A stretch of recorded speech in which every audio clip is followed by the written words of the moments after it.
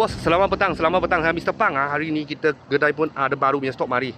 Kereta ni Honda CR-V tahun 2018 2.0 punya, 2.0 punya. Boleh nampak dia punya lampu sudah LED. Okey. Harga jual 59,800. Kereta ini baru sampai aja. Dah ada bawa apa barang. Kalau sudah buat kena top up sikit lah. Okey, dalam ori lagi. Full service record pada Honda kereta ni. Original leather lagi. Pedal shift ada bagi you. Okey. Push start button, mileage 100 lebih ya, 140 lebih. Sebab kereta ni tahun 2018.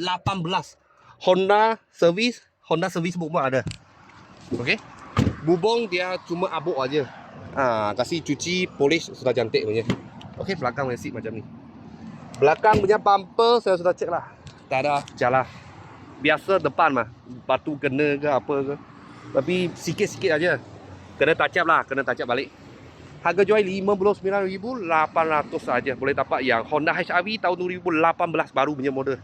Kalau loan ikat 8 tahun, bulanan anggaran 800 lebih. Zero deposit zero deposit. Kalau bos-bos dan kawan-kawan saya bertengah cari kereta ni, boleh kontak kita.